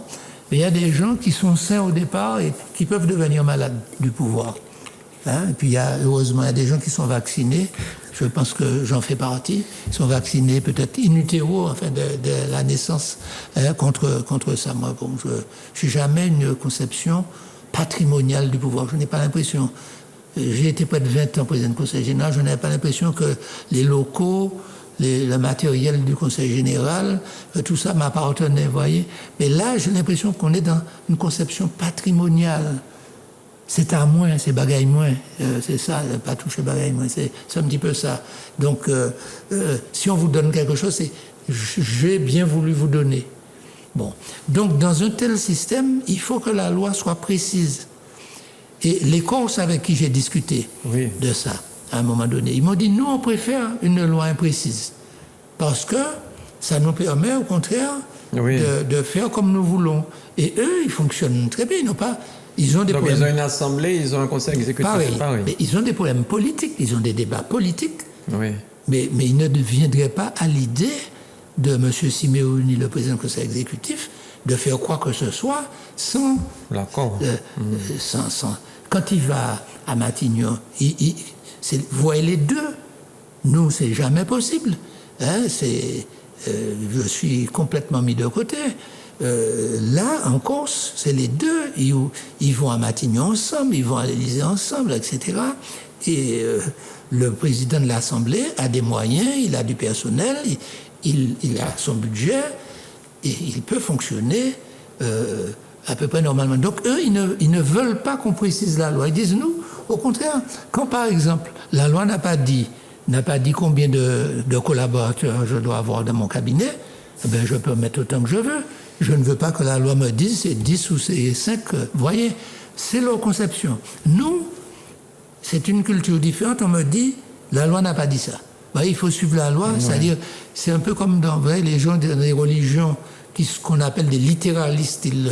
Ils vous font l'exégèse de la Bible ou du Coran ou de tout autre texte religieux de manière littérale. Hein, il faut prendre les trucs à la virgule près et il n'y a pas d'interprétation. Donc si je dis, comme mon budget, il faut que je puisse l'utiliser, me dit, où c'est que c'est écrit que tu peux utiliser ton... C'est pas écrit. Vous voyez? Je vous donne un exemple. Il y a un questeur.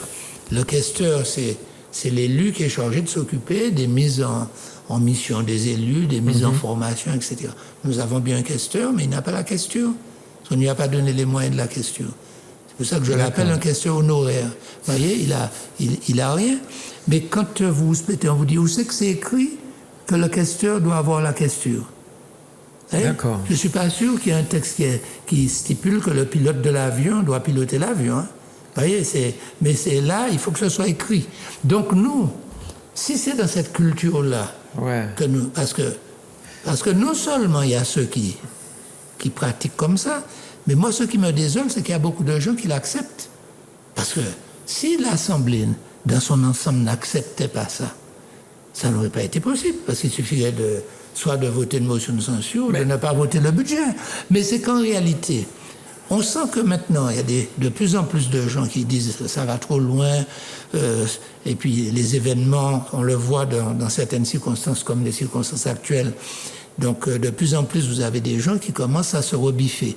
Mais pendant longtemps, personne, ou presque, ne disait rien. Mais peut-être parce qu'il y avait beaucoup de nouveaux qui connaissaient peut-être pas le... Peut-être aussi. Comment et ça se c'est passe. pour ça que je pense, contrairement aux Corses, que il faut pour préciser. préserver l'avenir, il ne faut pas essayer de se dire peut-être que ce sera un tel ou que ce sera X ou Y ou Z, et puis celui-là, je peux avoir confiance en lui, il ne va pas faire ça, etc.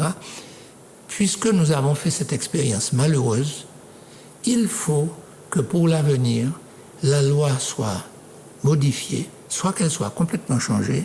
Moi, si on me demande mon avis, je préfère qu'il n'y ait qu'un seul président, qu'on revienne au système guyanais, Hein.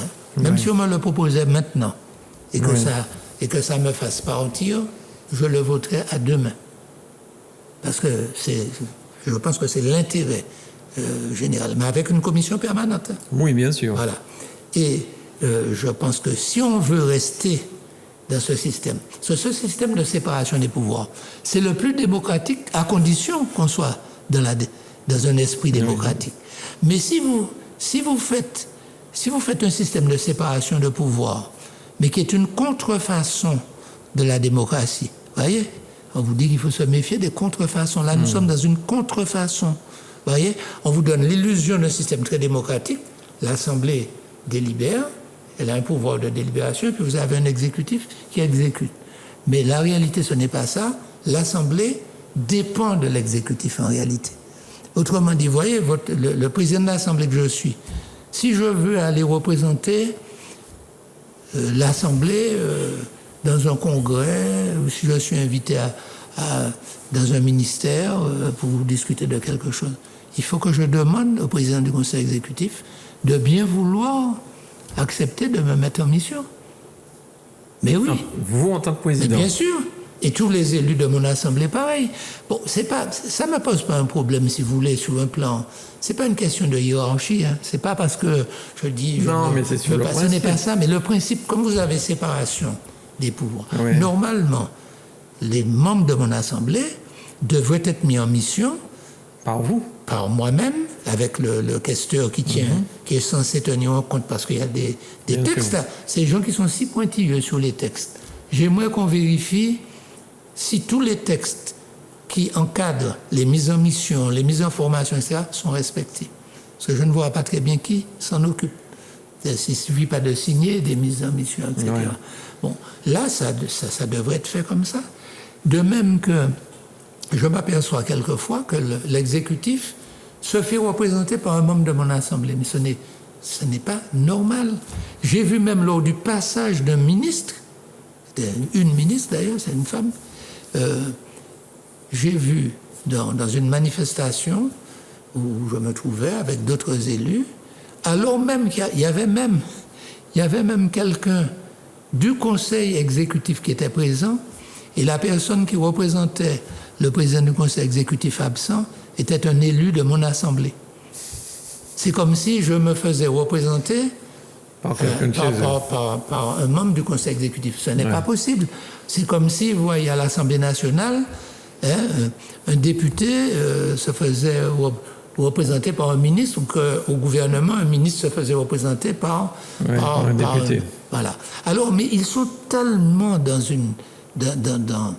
quelque chose qui n'a rien à voir avec l'esprit de la loi, que pour me critiquer, j'ai vu un de leurs militants, on devine, les gens ne signent pas, mais quand on lit, on sait très vite. Un de leurs militants distingués m'a critiqué en disant que je n'ai rien compris à la loi. Vous savez, je suis un ignare de la loi. J'ai discuté pendant des heures chaque article. Après 40 ans, quand même. Non. C'est quelqu'un qui n'est pas juriste, mais qui m'a dit que je n'ai rien compris. Il m'a dit que je n'ai pas compris que la CTM n'est pas bicéphale. Donc, n'a pas deux têtes. Ça a une seule tête. Il a ajouté que ce que je n'ai pas compris, c'est que la CTM est bicamérale. Alors, je ne sais pas s'il sait très bien ce que ça veut dire. Bicaméral, ça veut dire qu'il y a deux chambres. Oui, la France a un système de parlement bicaméral. Ouais. Parce que vous avez le Sénat, c'est une chambre, l'Assemblée nationale, c'est une chambre. Mais pour l'instant, je n'ai vu qu'une assemblée en Martinique. Alors peut-être que cet homme la voit double, soit il avait pris peut-être un peu trop de liquide local, ou alors, je ne sais pas, il a un trouble de la vue parce qu'il semble qu'il voit deux assemblées. Qui n'existent pas. Donc il a décidé qu'on est bicaméral. Mais par contre, qu'il n'y a qu'une seule tête. Vous voyez ? Non, mais quand quelqu'un qui est un militant proche du sommet écrit ça sur les réseaux et puis il publie ça en croyant qu'il me ridiculise, alors que c'est un ignare finalement en matière juridique, ça vous montre, et qu'il n'est pas désavoué par ça vous montre qu'ils sont à des années-lumière de la conception démocratique. Et ça ne correspond pas aux accords que nous avions pris, parce que je veux vous rappeler quand même que nous avions signé un document au départ, un premier document entre le RDM et les 5 autres mouvements qui avaient le Banima et tous les autres, etc. Ouais. C'était en janvier de 2015, au siège de ma formation politique. Et dans cet accord, nous parlions de restaurer la démocratie, etc., etc. Voilà. Il ne nous reste pas beaucoup de temps, Président, mais dites-moi, dans la loi actuelle de la collectivité, la CTM, il y a quand même la possibilité de faire une motion de censure. Alors, comment tenir... C'est quoi déjà une motion de censure? Comment l'exercer? Alors, une motion de censure, c'est un peu comme pour la motion de censure qui permet de renverser un gouvernement. Si vous voulez, c'est la seule disposition qui est dans le texte qui a été prévue pour le contrôle. Oui. Et je trouve que c'est un des défauts du texte, parce que ça, c'est une disposition extrême. Oui, c'est un clash. Normalement, il faut qu'on puisse faire un contrôle sans rupture, mais non, le seul moyen, si l'Assemblée n'est pas d'accord, il faudrait à ce moment-là aller à la rupture. Alors à ce moment-là, il faut 3/5 des membres. De l'Assemblée? Oui, ça fait 31 personnes sur D'accord. 51 personnes de l'Assemblée. Mais vous voyez, ça veut dire que si un jour on vote comme ça veut dire que tout le conseil exécutif tombe. Oui. Et il tombe, et la loi est tellement mal faite qu'ils ne deviennent... Comme ils ne sont pas membres de l'Assemblée, à partir du moment où vous êtes élu conseil exécutif, c'est comme si vous êtes élu au gouvernement et vous ne faites plus partie de l'Assemblée. D'accord. Mais vous savez que maintenant, il y a eu une période où ce n'était pas possible, c'est redevenu possible qu'un ministre puisse revenir ou reprendre sa place, tandis que là, ça voudrait dire que si un jour ça se faisait... Donc vous comprenez que c'est une solution qui entraîne une crise politique. Donc n'avoir que cette solution-là pour contrôler, c'est quelque chose d'excessif, ce n'est pas sain, parce que le but, ce n'est pas d'arriver à des extrémités pareilles. Le but, c'est d'avoir un système qui permet qu'au quotidien, on puisse contrôler l'exécutif. Contrôler, ce n'est pas combattre. Si nous regardons l'existant, les parlementaires n'ont pas fait et n'ont pas demandé l'amendement de la loi. Jusqu'à présent. Nous arrivons à une année de l'élection, la prochaine élection de CTM. Donc, on risque d'avoir... Peut-être même moins, parce qu'on ne sait pas si c'est en mars. On est déjà à moins. Si c'est en mars 2021. Oui, alors, on ne sait pas si ce sera en mars ou en juin. Les deux dates sont... On risque, ce dont vous avez éprouvé de la crainte, que ça reparte conséquent comme ça. On reparte dans un moule. Dans un moule comme ça. Voilà. En plus, les gens se sont habitués. Parce que même l'administration s'est habituée à ce système-là. Parce que vous voyez, ce qu'il faut comprendre aussi, je reprends toujours l'exemple du Conseil général. Et du Conseil régional à l'époque aussi. Mais je prends le Conseil général parce que je l'ai présidé. J'étais à la fois l'exécutif et le président de l'Assemblée. Mais ça veut dire que je représentais aussi bien les élus que la commission permanente, qui était l'équivalent un peu du Conseil exécutif, si vous voulez. Et l'administration ne faisait pas de distinction entre deux catégories d'élus. Toute l'administration, elle était au service de tous les élus. Alors évidemment, en priorité, le président, c'est lui qui est le chef des services. Mais par exemple, n'importe quel élu à mon époque pouvait, et surtout un président de commission, vous pensez bien, pouvait... je prends un exemple, je sais pas, je prends Duverger par exemple, Jean-Claude Duverger qui était président pendant assez longtemps de commission culture. Il pouvait faire quantité de choses avec la directrice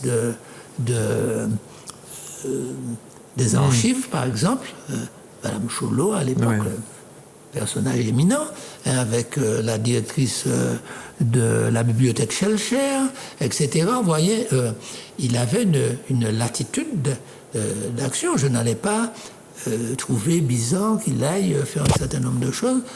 Sa commission pouvait m'envoyer des propositions. Et chaque commission pouvait, de cette manière-là, fonctionner, accompagnée par l'administration. Et l'administration était au service des élus. Voyez, et un élu qui voulait savoir où était le dossier, je ne sais pas moi, l'élu de Saint-Pierre, il veut savoir où est le dossier de Madame X, de Monsieur Y, chef d'entreprise ou personne qui a déposé une demande sociale, et bien, il allait directement dans les services. C'est un élu.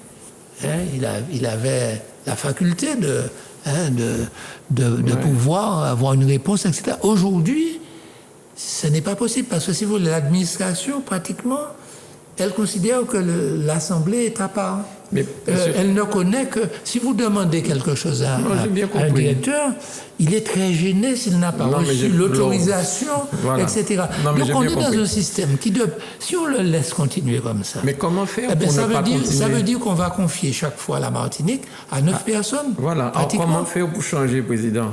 Puisque les parlementaires ne font rien, la seule chose... quand je dis ne font rien, ils n'ont pas déposé... Disons que jusqu'à présent, moi je ne désespère pas de les voir Est-ce qu'ils auront le temps de faire quelque chose avant la prochaine CTM? Oui, si, ils ont encore le temps.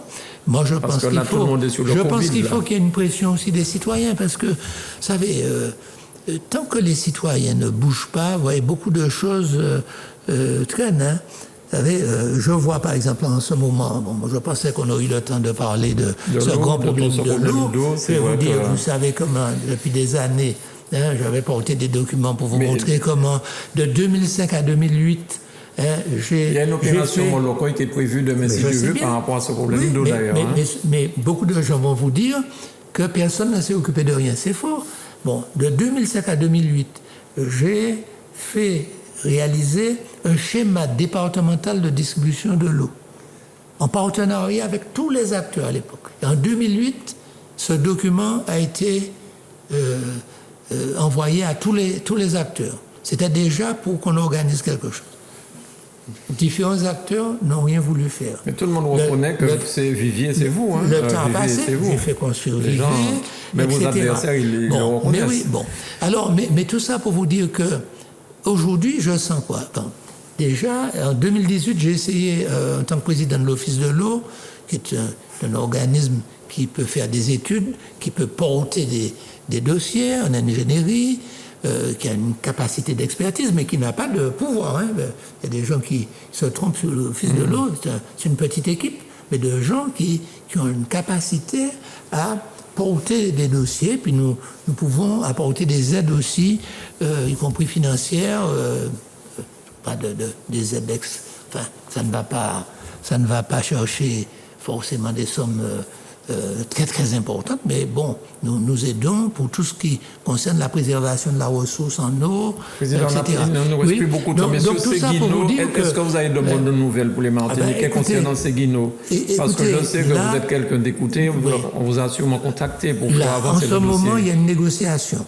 Je peux vous dire que je suis ça de près, parce que je sais qu'il y a peut-être pas forcément pour toutes les parties la même volonté d'aboutir, mais l'Assemblée, grâce un petit peu à l'intervention que j'ai faite à la dernière plénière, et vu certains documents que j'ai pu montrer, les élus ont donné une mission, une délibération qui est prise en ce sens, ils ont donné mandat même au président du Conseil de négocier, parce que l'alternative qu'on nous a présentée à Séguineau, c'est quelque chose qui va durer entre 1 an et demi et 2 ans, si ce n'est pas plus, qui va coûter plus de 5 millions d'euros, etc.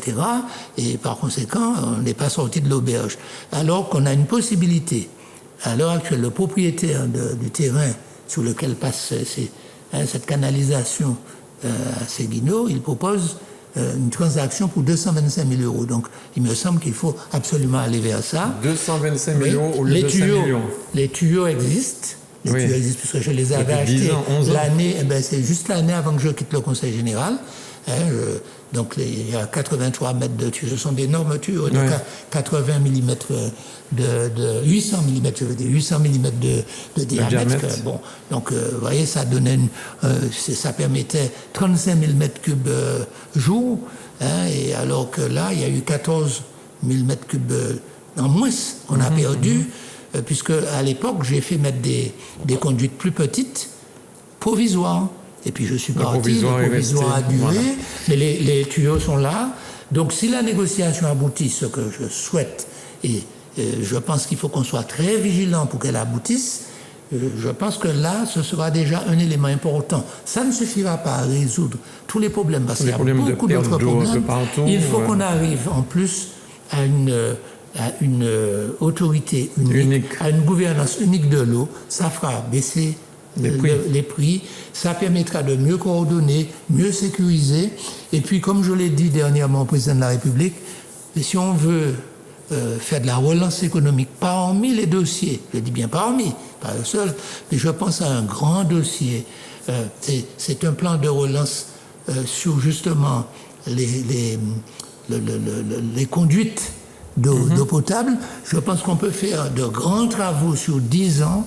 Il y en a pour, vous savez, on a évalué à plus de 120 millions, donc il y a de quoi faire pour changer les canalisations. On a presque autant à faire pour moderniser certaines usines, pour continuer des forages, etc. Parce qu'il y a beaucoup de choses à faire.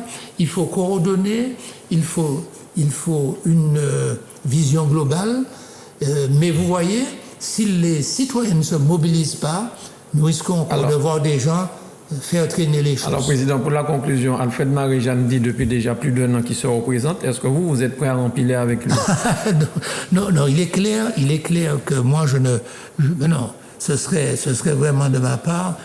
Alors, cautionner ce type de fonctionnement, non, je ne peux pas être d'accord. S'il faut continuer un tel fonctionnement que je critique.